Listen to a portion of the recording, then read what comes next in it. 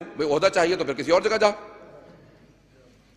عزیزان گرامی توجہ کیجئے گا اس مسئلے پہ۔ امام نے کہا دیکھو ولی عہدی قبول کرتا ہوں، فیصلہ کوئی نہیں کروں گا۔ اسے اس وقت سمجھ میں نہیں آیا، اس نے کہا مجھے آپ کی شرط قبول ہے، آپ ولی عہد بن جائیں۔ امام نے کہا تو جو ٹائٹل دینا چاہے دے دے، جو لقب لگانا چاہتا ہے میرے نام کے ساتھ لگا دے، میری اپنی شرط ہے۔ عزیزان گرامی بات کو صاف آگے جا کے حل کرتا ہوں، لیکن ایک جملے کو پیش کر دوں۔ امام ابھی بتا کے آئے ہیں، دیکھ میں نے نیشا پور کے خطبے میں بتا دیا میں توحید کی شرائط میں ہوں، جو توحید کی شرائط میں ہو وہ کسی ظالم کا ولی عہد نہیں بن سکتا۔ تیری ولی عہد کا سوال کیسے آتا ہے؟ میں توحید کی شرائط میں ہوں، تو اپنے آپ کو دیکھ، پھر مجھے دیکھ، پھر فیصلہ کر۔ پتہ نہیں بات واضح ہو رہی ہے عزیزان گرامی یا نہیں ہو رہی؟ عزیزان گرامی امام نے فوراً واضح کیا، امام نے کہا کہ کوئی فیصلہ نہیں کروں گا۔ اب کچھ عرصے بعد ایک چور کو لایا گیا اور کہا کہ یہ چور ہے۔ مامون نے فوراً سوال کیا تم نے چوری کی ہے؟ اس نے کہا ہاں میں چور ہوں، میں نے چوری کی ہے۔ کہا جانتے ہو 3 مرتبہ اقبال جرم کرنے سے ہاتھ کاٹ دیا جاتا ہے؟ اس نے کہا ہاں جانتا ہوں، لیکن کون میرا ہاتھ کاٹے گا؟ تو بات آ رہے ہیں۔ اس چور کو جب لایا گیا اس نے کہا بھئی ہاتھ میں جانتا ہوں کاٹا جاتا ہے چور کا، لیکن ہاتھ کون کاٹے گا؟ تو اس نے کہا تیری اتنی جرأت مجھ سے ایسے بات کرے؟ ایک تو چور اور میں خلیفہ، تو جانتا کس سے بات کر رہا ہے؟ اس نے کہا ہاں تمہارے باپ نے بیت المال سے پیسے چرانے کے بعد ایک کنیز خریدی، اس سے تم پیدا ہوئے۔ ایک چوری کا نتیجہ مجھ سے حساب مانگے گا چوری کا؟ تم پوری امت کے غلام ہو، مجھ سے صحیح طرح سے بات کرو۔ اس نے کہا کہ اس چور کی اتنی اہمیت کہ مجھ سے ایسے بات کرے، کہے میری ولی عہد آپ فیصلہ کیجئے اس کے متعلق۔ مولانا نے کہا مجھ سے فیصلہ مت کرا، میں نے پہلے کہہ رکھا میں فیصلہ نہیں کروں گا۔ توجہ عزیزان کریں، جملے کو ضائع نہ کیجئے گا۔ مولانا نے کہا کہ میں نے پہلے شرط رکھی تھی میں کوئی فیصلہ نہیں کروں گا۔ کہ نہیں آپ کو فیصلہ کرنا ہوگا، آپ میرے ولی عہد ہیں، اس نے مجھ پہ تہمت لگائی ہے۔ امام نے کہا پھر سن، جو یہ کہہ رہا ہے وہ سچ ہے۔ عزیزان گرامی بس یہ کہنا تھا۔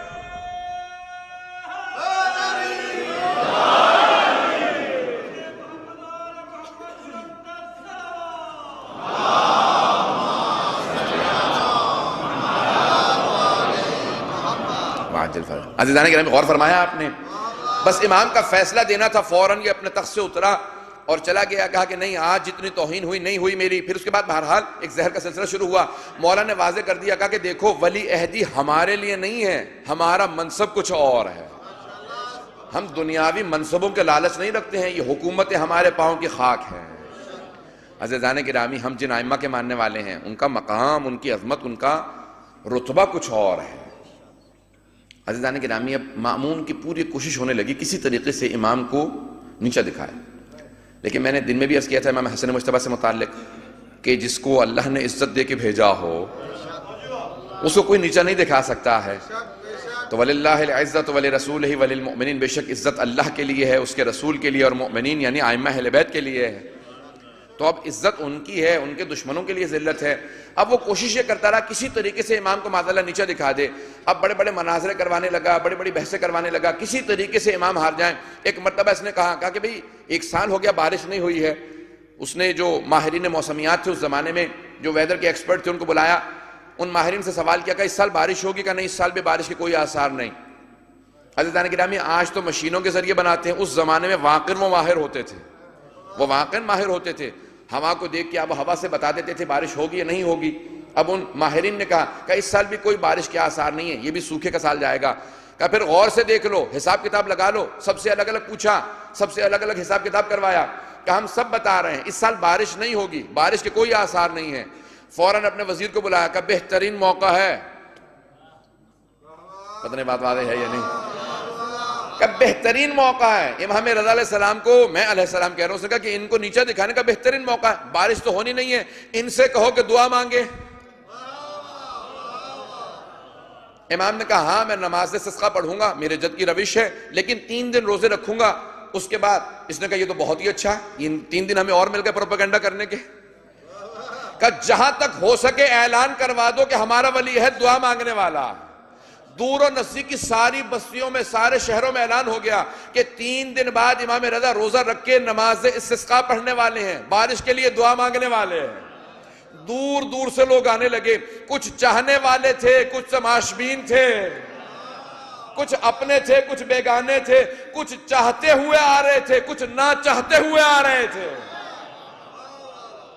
کچھ مانتے ہوئے آ رہے تھے، کچھ نہ مانتے ہوئے آ رہے تھے۔ جب سب جمع ہونے لگے، امام نے کہا مسجد میں نہیں ہوگی، میں صحرا میں پڑھوں گا۔ کہ جتنے بھی لوگ ہیں سب میں اعلان کر دو، مستورات کے ساتھ آئیں، بچوں کے ساتھ آئیں، بوڑھوں کے ساتھ آئیں، سب کو بلا لو۔ عزیزان گرامی، امام نے اپنے امامے کا بند کھولا، اپنی ابا کو الٹا کیا، چلنے لگے، اپنے نالین کو اتار دیا، امام نے زمین پہ قدم رکھا، زمین قدم کے بوسے دینے لگے۔ امام نے تکبیر کی آواز کو بلند کیا، کہا اللہ اکبر، آسمان سے لبیک کی آوازیں آنے لگی۔ جو چہرے کو دیکھتا تھا رونے لگتا تھا، آواز دے کے کہتا تھا ہم گواہی دیتے ہیں اگر کوئی حجت خدا ہے تو علی بن موسیٰ رضا۔ عزیزان گرامی، امام کی ہیبت و جلالیہ تھی، چلنے کا انداز بتا رہا تھا یہ امام وقت ہے۔ بس ایک شیر کا چلنا تھا، امام کا داور تھے، بہت خوبصورت تھے۔ اللہ محمد وعجل۔ بس امام علیہ السلام نے چلنا شروع کیا، ہر طرف سے لوگ جمع ہونے لگے، اب سب کے سب چلنے لگے۔ امام نے کہا میرے ساتھ چلو، ہم مرو سے باہر نکلیں گے۔ ایک مرتبہ ایک صحرا میں امام بیٹھ گئے، امام نے ایک مرتبہ خطبہ دیا، اس کے بعد کہا میرے ساتھ سب نماز پڑھو۔ نماز پڑھائی، نماز استسقاء تمام ہوئی، امام نے ہاتھوں کو بلند کیا، کہا پروردگارا میری مظلومیت کا واسطہ بارش برسا دے۔ بس یہ آواز دینی تھی، چاروں طرف سے بادل جمع ہونے لگے، مجمع اٹھ کے بھاگنے لگا۔ امام نے کہا رک جاؤ، ابھی مت جانا، یہ بادل تمہارے لیے نہیں ہے، یہ ساتھ والی بستی کے لیے ہے۔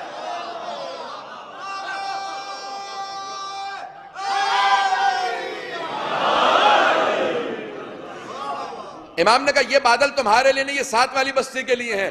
اب میں تمہیں بتاتا ہوں میں کون ہوں، کہ میں نواسہ رسول کی ذریت سے ہوں، میں زہرا کا بیٹا ہوں، میں علی کا بیٹا ہوں، میں حسن کا بیٹا، میں حسین کا بیٹا ہوں۔ اب امام نے اپنا تعارف کروایا، جو مجمع سن رہا تھا، دیکھتا تھا، روتا چلا جاتا تھا۔ امام نے کہا اٹھو، اپنے گھروں کو لوٹ جاؤ، جیسے ہی آخری فرد گھر کو پہنچے گا بارش نازل ہوگی، پانی جمع کر لینا، یہ میرا وعدہ ہے، میں اللہ کا نمائندہ ہوں۔ ایک مرتبہ بادل جمع ہونے لگے، جب گرج برس شروع ہوئی، بارش ہوئی، مامون نے کہا ذرا ماہرین موسمیات کو بلاؤ۔ جب سارے جمع ہو گئے، کہا تم نے تو کہا تھا بارش نہیں ہوگی، کہ ہم خدا کی قسم کھا کے کہتے ہیں بارش نے نہیں ہونا تھا، یہ اس کی دعاؤں کی وجہ سے ہوئی ہے۔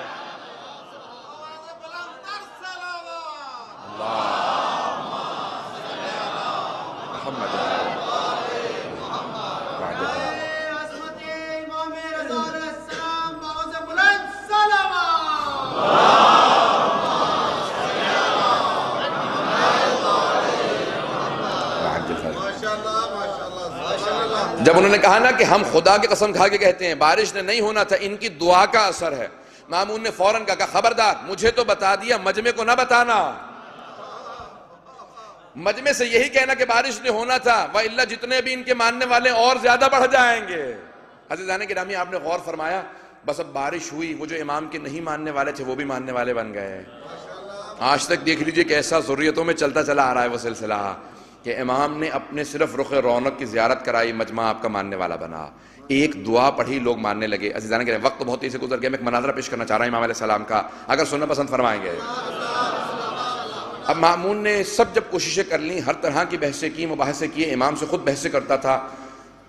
جب اس نے دیکھا کہ نہیں، یہ جتنا کوشش کرتا ہوں ان کو معاذ اللہ گرانے کی، اتنا ہی زیادہ ان کا مقام ان کے ماننے والوں کی نگاہوں میں بلند ہو جاتا ہے، یعنی ان کے خالق کو ضد ہے کہ حق چھپنے نہ پائے، سچائی مٹنے نہ پائے، امام رضا جھکنے نہ پائے، کہ جتنا میں کوشش کرتا ہوں اتنا زیادہ ان کا مقام بلند تر ہوتا چلا جاتا ہے۔ اب اس نے کہا کہ دیکھو، اپنے وزیر سے کہا کہ جتنے بڑے بڑے ادیان ہیں، ان تمام ادیان کے جو سب سے بڑے علماء ہیں، ان سب کو دعوت دو میری طرف سے، ان کے آنے جانے کا خرچہ میں دوں گا، ان سب کے رکنے کا خرچہ میں دوں گا، کھانے پینے کا خرچہ میں دوں گا، کہ ان سب کو بلا لو اور کہو کہ تیاری کر کے آئیں، اپنے چیلے چانڈے ساتھ لے کے آئیں، جتنے علماء لا سکتے ہیں لے کے آئیں، کہ سب سے کہو بہترین سخت ترین سوالات تیار کریں، اور تیاری کر کے آئیں، میں ایک مناظرہ رکھوانا چاہتا ہوں. اور پھر ایک مرتبہ اپنے وزیر سے کہا کانوں کان خبر نہ ہونے دینا انہیں، کانوں کان خبر نہ ہونے دینا. علی بن موسیٰ رضا کو، ہمارے ولی عہد کو کانوں کان خبر نہ ہو. عزیزان گرامی، ہم ایسے کو امام ہی نہیں مانتے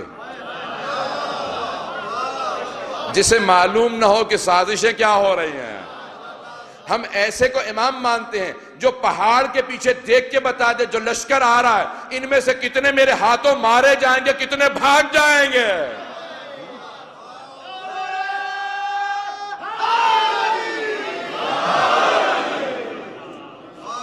ہم ایسوں کی امامت کے قائل ہیں کہ لشکر کو دیکھے بغیر بتاتے ہیں کہ کون سا لشکر ہے، کہاں سے آ رہا ہے، کس نیت سے آ رہا ہے. خوارج کا لشکر ہے. یہی تو کہا تھا نا امیر المومنین نے جب جناب جندب کو دیکھا کہ جندب اس پہاڑ کے پیچھے ایک لشکر آ رہا ہے، اتنی دیر میں اتنے گھنٹوں میں پہنچ جائے گا. اے جندب میں سب کو قتل کر دوں گا، 7 افراد بھاگ کے فرار کریں گے. جناب جندب کہنے لگے کہ مولا واقعی ایک لشکر آنے والا، کہ جندب کچھ دیر کی انتظار کر لو تمہارے ایمان میں اضافہ ہو جائے گا. کہ مولا آپ بتا سکتے ہیں کہ یہ جو زمین پہ چونٹیاں جا رہی ہیں ان کی تعداد کتنی ہے؟ مولا نے فوراً فرمایا کہ اے جندب میں صرف اتنا ہی نہیں جانتا کہ چونٹیوں کی تعداد کیا ہے، میں یہ بھی جانتا ہوں ان میں نر کتنے ہیں، مادہ کتنی ہے.